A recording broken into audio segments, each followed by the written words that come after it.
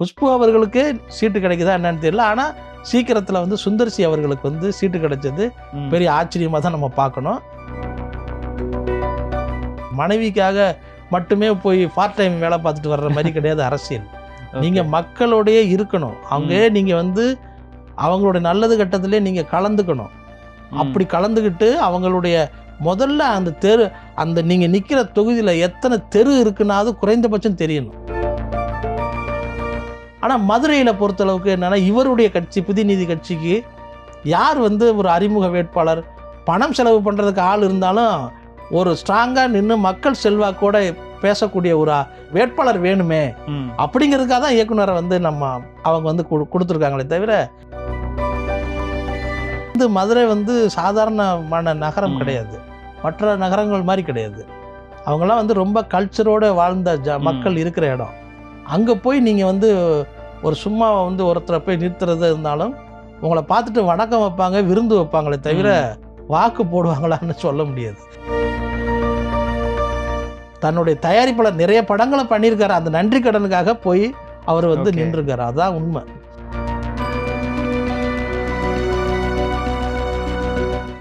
இப்போது புதிய அறிமுகம் ஆச்சி ஹோட்டல் சாம்பார் 50 கிராம் ரூபாய் 20 மட்டுமே. வாவ் தமிழா நேயர்களுக்கு வணக்கம் சார். இப்போ ஹாட் நியூஸ் என்னன்னா, புதிய நீதி கட்சியோட சார்பாக வந்து பிரபல டைரக்டர் சுந்தர்சி அவர்களை வந்து வேட்பாளராக அறிவிச்சிருக்காங்க. ஸோ இதை பற்றி நீங்கள் என்ன சார் நினைக்கிறீங்க? சுந்தர்சி வந்து வேட்பாளராக அறிவிச்சது அப்படிங்கிறது பெரிய சர்ப்ரைஸாக இருக்குது. அரசியலில் இருக்கவங்களுக்கு மட்டும் இல்லை, சினிமாவில் இருக்கவங்களுக்கு பெரிய சர்ப்ரைஸாக இருக்குது. காரணம் என்னென்னா, சுந்தர்சி வந்து ரொம்ப பரபரப்பான ஒரு இயக்குனர். அவர் வந்து தொடர்ந்து படங்கள் செய்து கொண்டே இருப்பார். ஒரு படம் படப்பிடிப்பு நடந்துக்கிட்டு இருக்கும்போதே அடுத்த படத்துக்கான கதை டிஸ்கஷன்லாம் போயிட்டு தொடர்ந்து அடுத்த படம் முடிஞ்சோன்னா அந்த படத்தில் 2வது படத்தோட படப்பிடிப்பு ஆரம்பிச்சுவார். அந்த மாதிரி ஒரு டைம் இல்லாமல் பயணித்து கொண்டிருக்கிற ஒரு இயக்குனர். அதுக்கு முதல் காரணம் வந்து சென்டிமெண்ட்டு இதை வச்சுக்குவார் தவிர, மற்றபடி சினிமாவுக்கான எந்த லாஜிக்கும் வச்சுக்கிட்டு அவர் போய் சிக்கலில் போய் மாட்ட மாட்டார். ஒன்லி காமெடி, காதல், இதுக்காக என்ன வேணாலும் கதை எங்கே வேணாலும் வளைச்சிப்பார். சீன்ஸில் எந்த லாஜிக்கும் இருக்காது. ஆனால் படம் வந்து நீங்கள் பார்த்துட்டு வெளியில் வரும்போது ரிலாக்ஸாக இருக்கும். அப்படி ஒரு இயக்குனர். அந்த மாதிரி படங்கள் வந்து இப்போ ரொம்ப நாளாச்சு. அதுக்கு காரணம் சுந்தர்சி வந்து 2 படங்களில் வந்து தீவிரமாக ஸ்க்ரீன் பிளே மாற்றி மாற்றி பண்ணிகிட்ருக்காரு. அதில் ஒரு படம் வந்து சங்கமித்ரா படம்.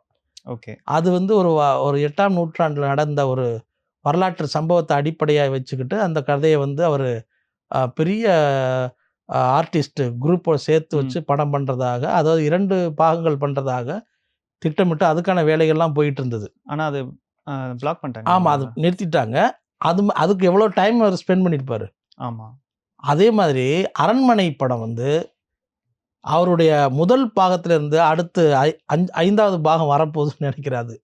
அது அளவுக்கு பெரிய அளவுக்கு சக்ஸஸாக வந்து அந்த படம் வந்து அமைஞ்சது. அது கிட்டத்தட்ட சங்கமித்ரா சாயல்னு கூட வச்சுக்கோங்க. அந்த மாதிரியான படம் வந்து 4 பாகமும் வந்து ரொம்ப கலெக்ஷன் அள்ளி கொடுத்த ஒரு படம். அது வந்து எல்லா தரப்பு மக்களையும் வந்து ரசிக்கக்கூடிய வகையில் அந்த படம் இருந்தது. இன்னும் அந்த படத்தோடைய அடுத்த பாகம் எப்போ வரும் அப்படிங்கிற அந்த கேள்வி வந்து ரசிகர்கள்ட்ட இருந்துக்கிட்டே இருக்குது. காரணம் வந்து படத்தில் வந்து கிளாமர் இருக்கும், கமர்ஷியல் ஐட்டம் என்னென்ன வேணுமோ அது எல்லாம் வந்து சுந்தர்சி வச்சுருப்பார். ஆரம்பத்தில் வந்து அவர் மணிவண்ணன் அவர்கள்ட்ட வந்து வேலை பார்த்துட்டு இருந்ததுனால அந்த மாதிரியான ஒரு ஒர்க்கிங் ஸ்டைல், அவர் வந்து மணிவண்ணன் அவர்கள் வந்து ஒரு ஃபேமிலி சென்டிமெண்ட்டு, ஒரு ஆக்ஷன், ஒரு த்ரில்லரு, ஒரு மர்டர் மிஸ்ட்ரி அப்படின்னு கலந்து கட்டி ஒரு படம் பண்ணக்கூடிய ஒரு இயக்குனர் அவர்.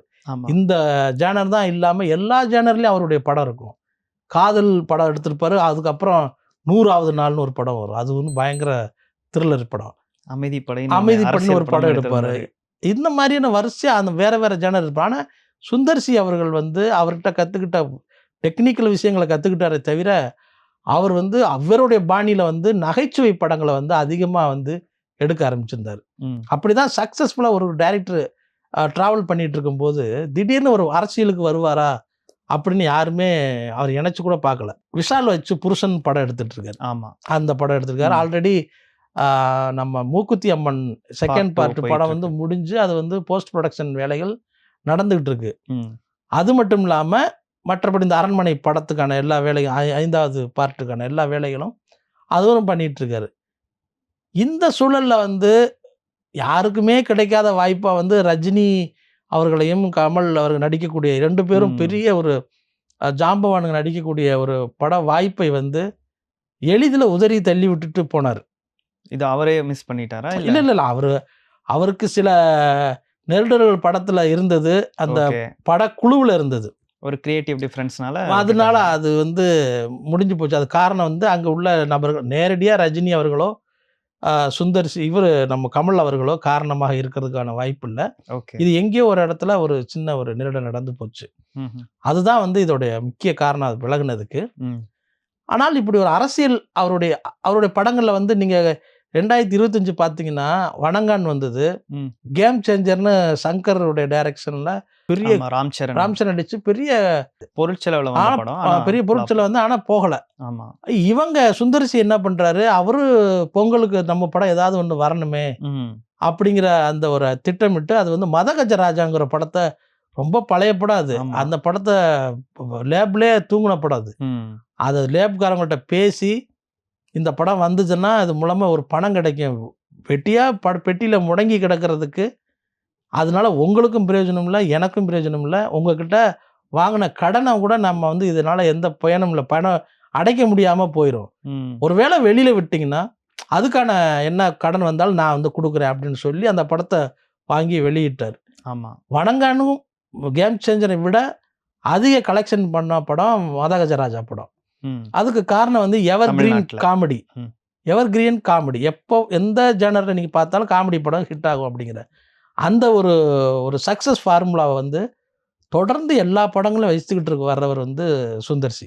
இப்படி அடுத்த படம் அவருக்கு வந்து என்ன படம் அப்படிங்கிறத நம்ம எதிர்பார்த்துக்கிட்டு இருக்க ம். நேரத்துல திடீர்னு இப்படி ஒரு ஆ இந்த இந்த புதிய நீதி கட்சி அந்த கட்சியிலேருந்து இவர் ஒரு வேட்பாளரா நிக்க போறாருங்கிற அறிவிப்பு வந்து உண்மையிலே எல்லாரையும் வந்து ம். ஷாக் ஆக்கியிருக்குன்னு தான் சொல்லணும். இல்ல சார். இப்ப இந்த புதிய நீதி கட்சி அப்படிங்கிறது வந்து பொதுவா ஒரு ஜாதியோட கட்சியா அறியப்படுது அப்படின்றாங்க. ஸோ இவரும் அந்த ஜாதிய சேர்ந்தவர் அப்படிங்கிறனால தான் இவர் அந்த தொகுதிக்கு வேட்பாளரா நிறுத்தியிருக்காங்க அப்படிங்கிற மாரி சொல்றாங்க. ஸோ அது எந்த அளவுக்கு உண்மை சார்? அதாவது அரசியல்ல வந்து எல்லா சமூகத்துக்குமான ஒரு அங்கீகாரம் கிடைக்கணுங்கிறதுக்காக ஒவ்வொரு சமூகத்திலயும் ஒவ்வொரு தலைவர், லீடர் வர்றது இயல்பு. ஆனா சினிமாவுல வந்து எந்த இயக்குனரும், எந்த நடிகரும் தன்னை இந்த சமூகத்தை சார்ந்தவங்க அப்படின்னு ஒரு நாளும் காட்டிக்கிட மாட்டாங்க. ம். அப்படி காட்டிக்கிட்டதே கிடையாது. காரணம் வந்து சினிமா வந்து எல்லாருக்குமான பொதுவானது. ஆனா இப்ப ரீசென்ட்டா பார்த்திபன் வந்து மேடையில இல்ல அதான் வாதாடிட்டாரு. அவரே வந்து மன்னிப்பு கேட்டார்ல. ஓகே. வருத்தப்படுறேன் அது. ம். அங்க போய் உள்ள தெலுங்கு மக்கள வந்து ஆ கவரணுன்றதுக்காக. கவரணுங்கிறதுக்காக பேசின பேச்சு தான். அதெல்லாம் சீரியஸா எடுத்துக்க வேண்டிய அவசியம் கிடையாது. ம். ஏன்னா அவங்கலாம் ஒரு பார்த்திபன்லாம் ஒரு நல்ல கலைஞன் அவன். அவரு வந்து நம்ம ஏதோ ஒரு இடத்துல பேசிட்டாருங்கிறதுக்காக அவர வந்து ஒரு அப்படி பார்த்தீங்கன்னா, நீங்க வந்து யாரையுமே மொழி வாரியா நீங்க வந்து பிரிச்சு பார்த்தீங்கன்னா அதிர்ச்சியா இருக்கும். விஜயகாந்த் வந்து தெலுங்கு பேசுவாரு. ம். இசைஞானி திரு இளையராஜா தெலுங்கு பேசுவாங்க. இவங்கெல்லாம் ம். வந்து நம்மை விட்டு விலகி இருக்காங்கன்னு அர்த்தமா? ராஜா சார் இல்லாம இன்னைக்கு ஒரு நாள் விடியாது, ஒரு நாள் முடியாது. அந்த ம். மாரி இருக்கு. ஸோ அந்த நீங்க அதையெல்லாம் நம்ம வந்து சினிமாக்குள்ள வச்சு நீங்க பார்க்கக்கூடாது. இன்னும் சொன்னா அவருடைய இசை வந்து உலகம் முழுக்க உள்ள எல்லாருக்கும் மனிதர்களுக்கு மட்டுமல்ல, எல்லா உயிர்களுக்கும் பொதுவானதுன்னு ஆயிடுச்சு. ம். அதனால அவங்களலாம் வந்து அந்த அந்த அந்த சின்ன சர்க்கிள்ல வச்சு பார்க்க முடியாது. அப்படி சுந்தர் சி வந்து எந்த ஒரு இடத்துலயும் வந்து அவர் வந்து ஒரு நாளும் கூட நாம அந்த சமூகம் சார்ந்தோ, அது இப்படி காட்டிக்கிட்டதே கிடையாது. தன்னுடைய இயக்குனர், உதவி இயக்குனர்களுக்கு வந்து அவங்களுக்கு ஏதாவது படம் பண்ணி குடுக்கணும், அவங்களுக்கு ஏதாவது புரொடக்ஷன் பண்ணி குடுக்கணுங்கிறதுக்காகவே அவனி கிரியேஷன் சொல்லி ஒரு பட கம்பெனிய ம். வந்து ஸ்டார்ட் பண்ணாரு. அப்படித்தான் வந்து உதவி பண்ற நோக்குல தான் அவர் இருந்தாரே தவிர, ஒரு நாளும் அவரு சமூக அடையாளத்தோட அவர் இருந்ததே கிடையாது. ஆனா ஒரு மீட்டிங் இந்த கட்சியோட ஜாதி கட்சியோட மீட்டிங்க்கு அவர் போய் அட்டெண்ட் பண்ணி பேசியிருந்தாரு கொஞ்ச நாள் முன்னாடி. அது வந்து நண்பர்கள் வந்து அழைச்சதன் பேர்ல அவர் போயிருந்தாரு. ஓகே. அது நானும் பார்த்தேன். ஆனால் அவருக்கு வந்து இந்த சமீப கால திரைப்படங்கள வந்து தயாரிச்சது யாரு அப்படின்னா, ஏசி சண்முகம் ம். அவருடைய மகன் அருண்குமார் அவர்கள் தான் சில திரைப்படங்களுக்கான ஆ ஃபைனான்ஸ் குடுத்து, இந்த படங்கள எடுத்து வைக்கணும் அப்படிங்கிற அத புரொடக்ஷன் பண்ணி எடுத்து வச்சுட்டு இருந்தாங்க. அது வந்து இன்னும் மதகஜராஜா வெளிவர்றதுக்கு நிதி உதவி குடுத்தது அவர் தான். அது குடுத்து வெளிவந்து அதுக்கப்புறம் திருப்பி குடுத்துட்டாங்க. ம். இப்படியான பல படங்களுக்கு வந்து புரொடக்ஷன் வந்து பண்றது வந்து ஏசி சண்முகம் அவர்கள் ம். தான் பண்ணியிருக்காங்க அப்படிங்கிறது அவங்க புரொடக்ஷன்லேருந்தே தெரியும். அது பென்ஸ் ம். பிக்சர்ஸ்ன்னு சொல்லிட்டு. அந்த ஒரு நட்பின் காரணமாகவும் அவருடைய புதிய நீதி கட்சியில் வந்து மக்கள் முகம் அறிந்து ஒரு வாக்கு கேட்டு போகிற மாதிரியான ஒரு வேட்பாளர் யாரும் இல்லாத ஒரு காரணமும் சுந்தர்சி அவர்களை நிறுத்தி வைக்க வேண்டிய ஒரு சூழலை வந்து அவங்களுக்கு ஏற்படுத்தியிருக்கலாம். அவர் வந்து இந்த தன்னுடைய தயாரிப்பாளருங்கிற முறையில் அவருக்கு ஏதாவது செய்யணுமே அப்படிங்கிற முயற்சியில் வந்து சுந்தர்சி அவர்களும் சம்மதித்திருக்கலாம்.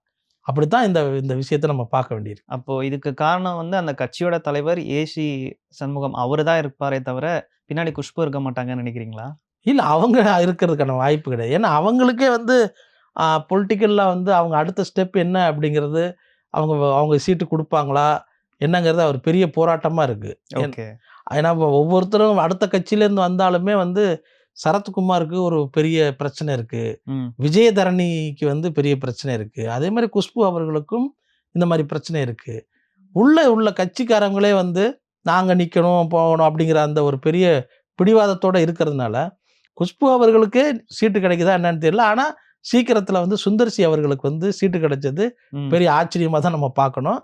இருந்தாலும் மதுரை மாதிரியான ஒரு பெரிய ஒரு ஸ்ட்ராங் சிட்டியில் அரசியல் ஆளுமைகள் இருக்கிற அந்த இடத்துல சுந்தர்சி அவர்கள் போய் நின்னது அவரை ஏதோ குளிப்பாட்டி மாலை போட்டு கோயிலுக்கு கூட்டு போகிற ஆட்டுக்கடாவின் உருவத்தில் வந்து பார்க்குற மாதிரி தான் எனக்கு தோணுது.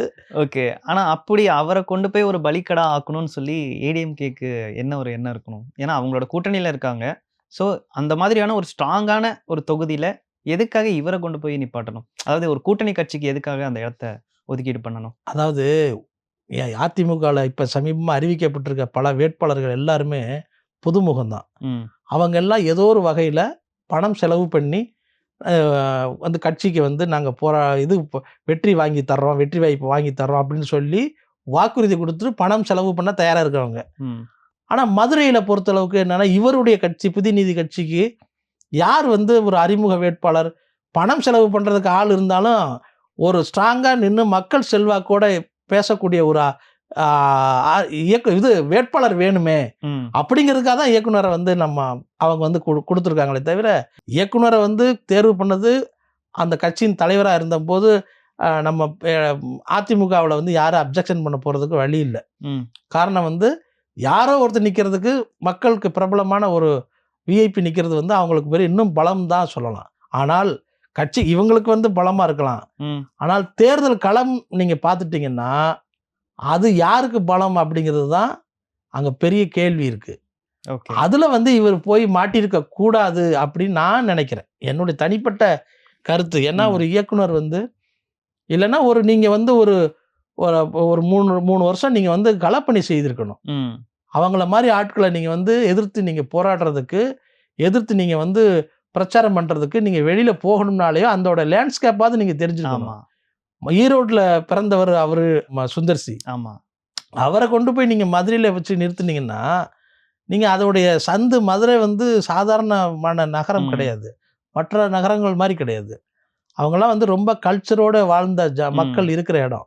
அங்கே போய் நீங்கள் வந்து ஒரு சும்மா வந்து ஒருத்தரை போய் நிறுத்துறது இருந்தாலும் உங்களை பார்த்துட்டு வணக்கம் வைப்பாங்க, விருந்து வைப்பாங்களே தவிர வாக்கு போடுவாங்களான்னு சொல்ல முடியாது. அப்படியான ஒரு பிளேஸ் அது. இப்போ ஆல்ரெடி ஜெயிச்சிருந்தவர் பார்த்தீங்கன்னா பிடிஆர் தான் ஜெயிச்சிருந்தாரு. 49% வாக்கு வித்தியாசத்தில் அதிகமாக வாக்கு பெற்று ஜெயிச்சிருந்தாரு.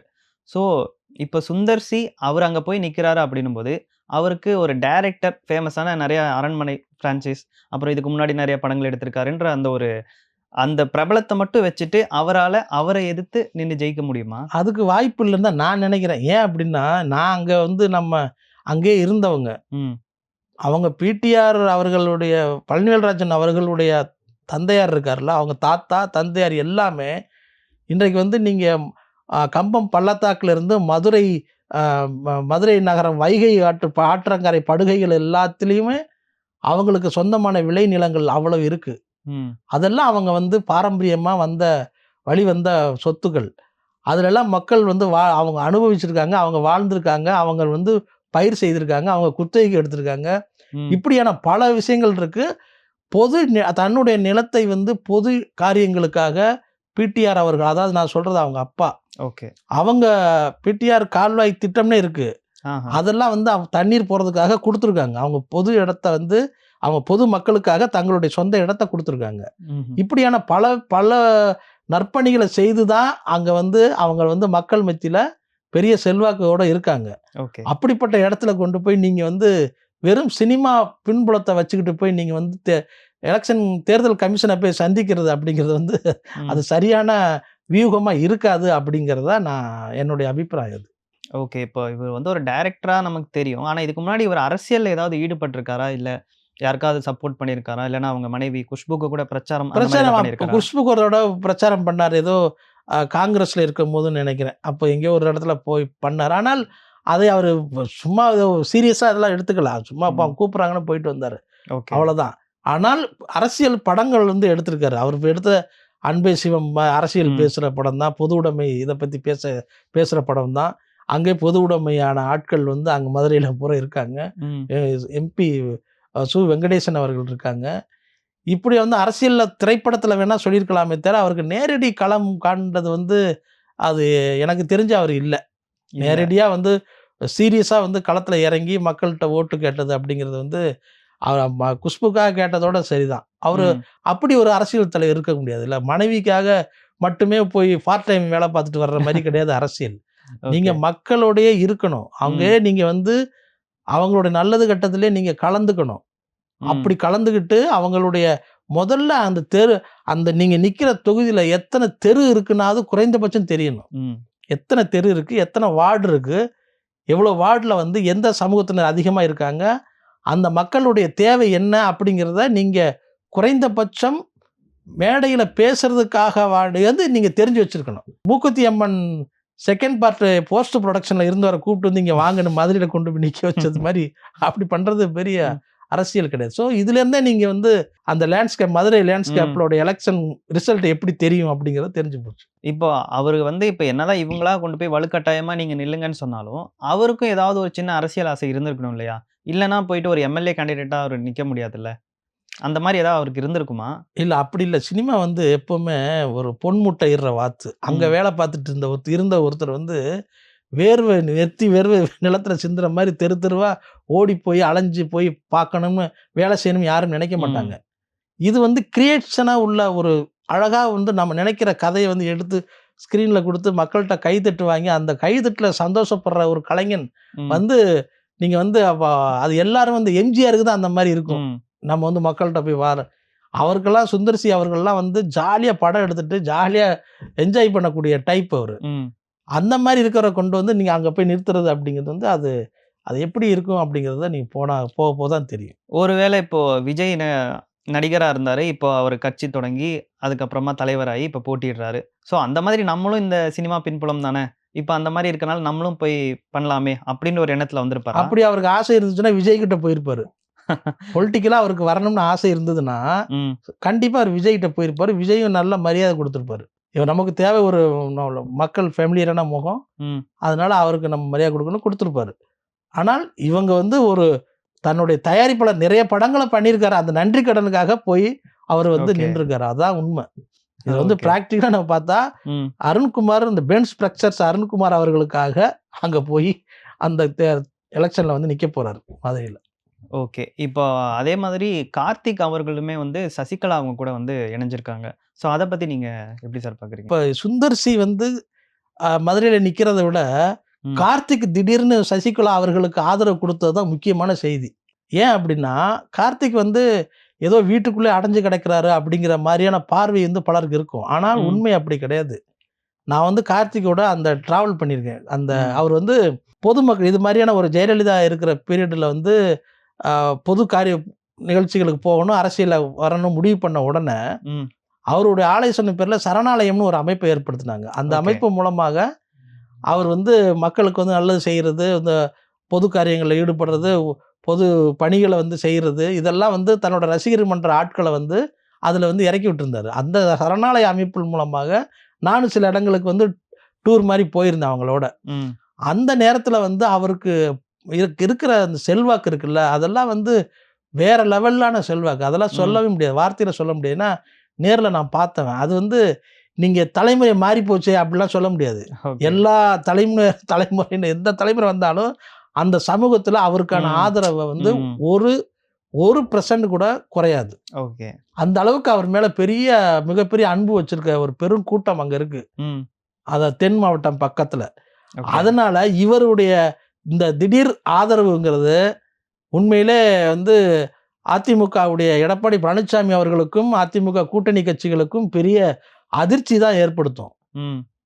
ஏன் அப்படி சொல்றேன்னா, அவருடைய அந்த சமூகத்தினர் சேர்ந்த வாக்குகள் வந்து தேவர் சமுதாயத்தை சேர்ந்த மக்கள் வாக்குகள் வந்து கண்டிப்பாக எடப்பாடி பழனிசாமியோட அதிமுகவுக்கு விழுகாது. ஓகே. கண்டிப்பா ஜெயலலிதாவுடைய இருந்த காலத்துல எப்படி அவருக்கு வந்து அந்த சமூகத்தினர் வந்து பெரிய மரியாதை குடுத்தாங்களோ, ம். அப்படியான ஒரு மரியாதையை வந்து இப்பவும் சசிகலா அவர்களும் குடுத்துருக்காங்க. ஓகே. சசிகலா குடுத்துட்டு தான் இருக்காங்க. நமக்கு தெரியாது. நமக்கு தெரியலன்னா அவங்க வந்து முழுசா வந்து டூர் போகல. ம்ஹ்ம். அதனால நமக்கு தெரியல. ம். ஆனாலும் ஒரே ஒரு கூட்டம் போட்டாங்க கமுதியில. அந்த கூட்டத்துல வந்து அவ்வளவு திடீர்னு அந்த அம்மா அவங்க வந்து கூட்டம் போடும்போது அவ்வளவு கூட்டம் எங்கிருந்து வந்தாங்க. ம்ஹ்ம். அதெல்லாம் வந்து அவங்களா அந்த அம்மா வந்திருக்காங்க நம்ம போய் பார்ப்போம் அப்படின்னு கொடுத்த ஆதரவு தான். ஓகே. அதுல இன்னும் பலம் சேர்க்கிற மாதிரி கார்த்திக் அவர்கள் வந்து அங்க காலடி வச்சது இப்ப ஆதரவு கொடுத்திருப்பது அப்படிங்கிறது வந்து உண்மையிலே வந்து அரசியல் களத்தை இந்த ஒரு மாதிரி சுறுசுறுப்பு ஆக்கியிருக்கு அப்படிங்கிறது தான் நம்ம பார்க்க வேண்டியிருக்கு. ஐ மீன் ஏடிஎம்கேவோட ஓட்டு பிரியறதுக்கு வாய்ப்பு இருக்கா? கண்டிப்பா பிரியம். நாடாளும் மக்கள் கட்சின்னு கார்த்திகோட கட்சி, அதுக்கப்புறம் மக்கள் உரிமை கழகம்னு ஏதோ ஒன்று ஆரம்பிச்சு அதுக்கப்புறம் வச்சுட்டு இருந்தார்ல. இப்போ அவர் டூர் போனாருன்னு வச்சுக்கோங்க, ஓகே. கண்டிப்பா இன்னும் பெரிய அதிர்வலை ஏற்படுத்தும். இப்போ ஆதரவு கொடுத்துருக்காரு அப்படிங்கும்போது இப்போ இந்நேரம் அங்க தென் மாவட்டங்களில் வந்து கொடி கட்டியிருப்பாங்க. அங்க கார்த்திக் தலைவங்க களம் இறங்கிட்டாரான்னு சொல்லி அங்க கொடி கட்டியிருப்பாங்க. அங்க வந்து பெரிய ஒரு கொண்டாட்டமான ஒரு மனநிலைக்கும் அவங்க மாறி இருப்பாங்க. அதனால தேர்தல் வர்ற வரைக்கும் அவங்களுக்கு வந்து அடுத்தடுத்து என்னென்ன நடக்கும் அப்படிங்கிறது வந்து பெரிய ஒரு அதிர்ச்சியை தான் ஏற்படுத்தும் இவங்களுக்கு, அதிமுகவில் இருக்கவங்களுக்கு. ஏன்னா ஒரு பக்கம் இவ்வளோ நாள் அமைதியாக இருந்த சசிகலா அவர்கள் கமுதியில் பேசினதுக்கு அப்புறம் எடப்பாடி பழனிசாமி அவர்களுக்கு ஏற்பட்ட அந்த ஒரு பின்னடைவுங்கிறது வந்து கண்கூட தெரிஞ்சது. இப்போ வந்து கார்த்திக் வந்து மறுபடியும் அவங்களுக்கு ஆதரவு கொடுத்துருக்குன்னு சொன்னதுக்கு பிறகு அவருக்கு இன்னும் சில சிக்கல்கள் எழுந்திருக்கு. ஓகே. அதை வந்து எடப்பாடி பழனிசாமிக்கு கண்டிப்பா தெரியும், தெரியாமல் இருக்காது. இதுல வந்து இன்னும் ஓபிஎஸ் அவர்களும் வந்து அந்த டிஎம்கே ஜாயின் பண்ண பிறகு இன்னும் அவருடைய பிரச்சாரம் போகும்போது அதுவும் வந்து பெரிய ஒரு தாக்கத்தை கண்டிப்பா ஏற்படுத்தும். அதனால இந்த தடவை வந்து தேவர் சமூகத்துடைய மக்களுடைய வாக்குகள் அதிமுகவுக்கு கிடைக்காது அப்படிங்கிறது தான் நம்ம பார்க்க வேண்டியது. இப்போ வேற யாராவது சினிமால இருந்து மறுபடியும் அரசியலுக்கு வர்றதுக்கு ஏதாவது வாய்ப்பு இருக்கா? இப்போ இந்த டைரக்டர் அந்த மாதிரி எல்லாம் வந்த மாதிரி அது அரசியலுக்கு வரணும்னு ஆசைப்பட்டு இருந்த ஒரே சினிமா நடிகர் வந்து விஷால். ஓகே. அவர் என்னன்னா இப்போ சுந்தர்சி படத்திலே வந்து நடிச்சு புருஷன்ங்கிற படத்துல நடிச்சு அது வேற மாதிரி போயிட்டு இருக்கு. அதுல வந்து அது தீவிரமா இருக்காரு அவர் படத்துல. அதனால இனி அவர் வந்து வர்றதுக்கு வாய்ப்பு கிடையாது. ஓகே. இன்னொரு விஷயம் சொல்றேன், இந்த எலெக்ஷன் தேர்தல் முடிஞ்சதுக்கு பிறகு கார்த்திகை வைத்து மறுபடியும் ஒரு உள்ளத்தை அள்ளித்த மாதிரி ஒரு படத்தை வந்து இவர் சுந்தர்சி அவர்கள் தரப்போறாரு. ஓகே. அதுக்கான எல்லா வேலைகளும் அதுக்கான சில படப்பிடிப்பு பணிகள் கூட நடந்து முடிஞ்சிருச்சு. பாதி பார்ட் 2 இருக்க சான்ஸ் இல்ல அது பார்ட் 2 இருக்காது. அந்த மாதிரி அது வேற மாதிரியான ஒரு கதை. ஓகே. அது வந்து தேனியில பாதி படம் எடுத்திருக்க. தேனியில கொஞ்ச நாள் ஷூட்டிங் நடந்திருக்குன்னு நினைக்கிறேன். எனக்கு அங்கே உள்ள நண்பர்கள் சொன்னாங்க. ஓகே. அது வந்து இந்த படம் தான். அது வந்து இப்போ தேர்தல் முடிஞ்சதுக்கு பிறகு அறிவிப்பு அதில் வெற்றி வாய்ப்பில் யாருக்குன்னு தெரிஞ்சதுக்கு பிறகு அதுக்கான வேலைகளை அவர் செய்வார். மூக்குத்தி அம்மன் ரிலீஸ் ஆகும், புருஷன் ரிலீஸ் ஆகும், அதுக்கப்புறம் மூக்குத்தி அம்மன் ரிலீஸ் ஆகும். அதுக்கு பிறகு இந்த படத்தில் வந்து தீவிரமாக இருப்பார். ஓகே, நன்றி.